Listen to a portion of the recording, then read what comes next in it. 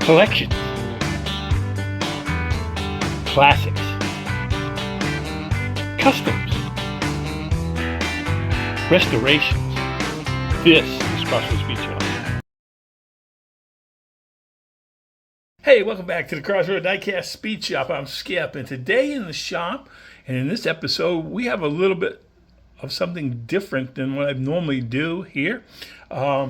You may recall, if you follow Jim Silva, you may recall that a couple months ago he did a resin printed uncertainty casting.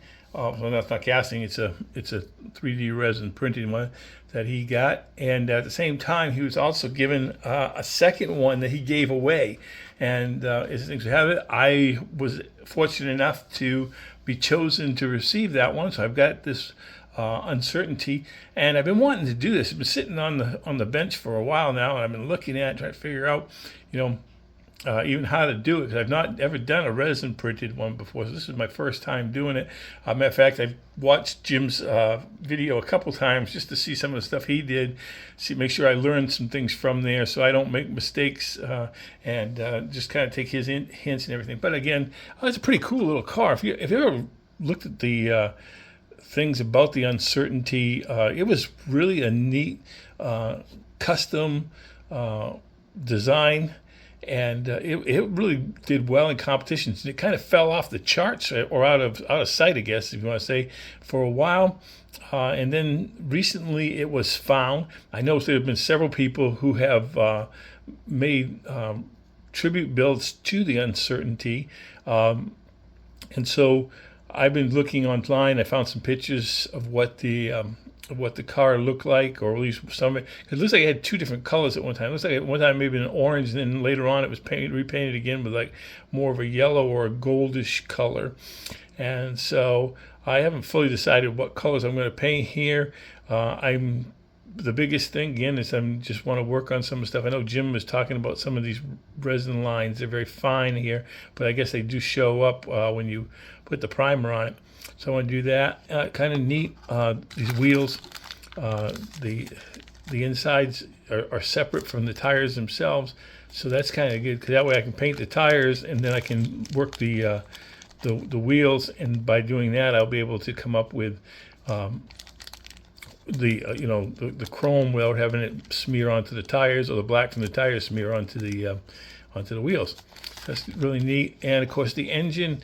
This is nothing I think is really great. Is that the engine and the seats are separate from the car, so it's a lot easier. We can paint these and detail them up a little bit and glue them in and stuff. So let's get started with our project. Well, let's take a look at some of the progress we're making on our uncertainty build. First, let's take a look at the body itself. I got it all together, got it painted and clear coated. The car is painted with Createx's Tangerine Pearl, and then it was coated over with 2 coats of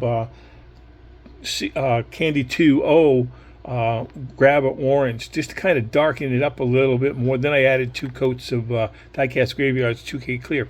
This is kind of a neat way. This is what the guy who made this came up with this design. This is what he suggested, was using the toothpicks. That's a pretty good idea. It worked really well when it comes to, you can see it doesn't slide around or anything. It holds it really well there. Still got some detailing, some things I'm going to do to it before I get done here. But at least that's kind of what it looks like so far. I still got the glass to put in the part that goes on the roof, and so that was pretty cool. Another thing I really liked was these wheels. I really like these wheels. And just kind of a neat way to because they're individual. Excuse me, they're individual wheels. For the wheels from the tires, and so I painted those. I painted those with a chrome from Krylon. That came out. I think it came out really well. And then in the kit, I was given 2 different types of wheels. These are the slicks, and according to the pictures and stuff I've seen of the uncertainty, it had slicks. It didn't have regular wheels. There are regular wheels that come with it, but I didn't do that. I did these. And I used straws to hold it. It was kind of a neat way. Sometimes, like these wheels were, the diameter was a little bit bigger than the straw. So what I did is I just took some tape and I wrapped it around it just to make it enough so it would snug in there really well. And so that was that way. And I did the same thing with the front tires too. And I painted those with some black satin paint from Krylon as well. So that's kind of where we're at. I also have painted the inside, the engine with chrome, and I don't know if I've shown this or not, but that front right there had broken off, but I was able to glue it on. It's not too bad. It looks like it's pretty good there. And then also the seats, I painted those same thing with the satin black from a spray can. So that's kind of where we're at right now. I still got to put, like I say, put the glass in and do some other work on that before we put it together and take a look at the final build. So let's move on. All right, well, let's take a look at some of the progress we've made on our little uncertainty. This was a fun little build, a little bit different than I normally do. Again, this is a resin 3D printed model. But I did do did a little bit of detailing on the inside. I remember Jim Silver saying his. He said, "I wish you could put a little bit more chrome." I don't know if I did much more chrome than he did. I think I did a little bit around the front grille and also on the front bumper. I can't remember if he did that on his or not. But just tried to do a little bit. Got those windows in. That was a little bit of an interesting thing. I don't usually do a whole lot of glass windows, but that came out okay.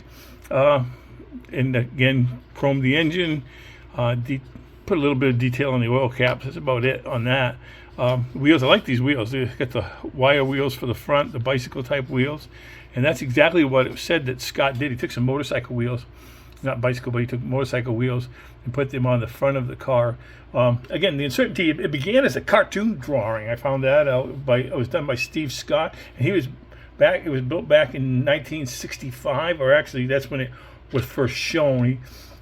He built it into a car from that cartoon drawing, and back in February of 1965, it debuted at a car show, and later that year it was featured in Carcraft magazine. I think they said there's like a 3-page feature on this. And the crazy thing about this car case, not only is it built by a teenager, but also the fact is that it beat out some of the best designers like Ed Roth and George Barris and a few others. And I thought that was kind of interesting to learn about this car. And so this was on the show circuit for a few years.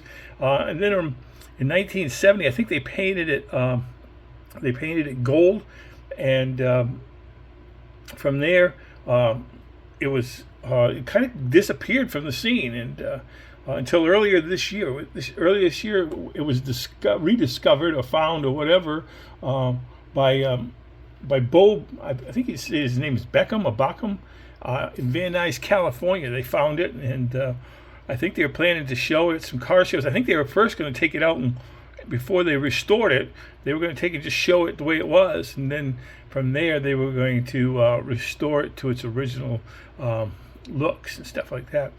So anyways, this is a fun little build and stuff, and I'm going to take and we're just going to get it put together. We'll put it on the round table and take a good look at how it came out. Let's move on. Later. Well, here we go. We finally got this little uncertainty put together, and it was a little uncertain if I was ever going to get to this point. It was a pretty simple little build, or at least a fun little build, up until it came to the final assembly. And then things just started. Like, you hear the old saying about the wheels coming off the wagon. Well, the wheels came off the front. Part of it broke, and then I had to re-glue the inside part that goes onto the axles and stuff. And you can see that one wheel on the passenger side is a little bit marred up. I tried to touch that up as best I could.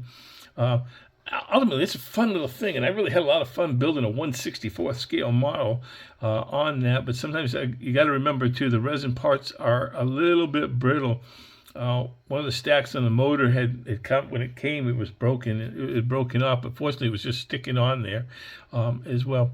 But otherwise, it was really good. I painted it with 3 coats of Createx's Tangerine Pearl, and then I laid over 2 coats of Candy 2.0 Grabber Orange from Createx, and then 2 coats of Diecast Graveyard's 2K Clear. So that really came out really nice, and for the most part, this car is really good. I tried to follow a lot of the stuff that Jim Silva did, because again, this is a car that I got from Jim Silva's channel in a drawing he had, and I really thank you, Jim, again for this.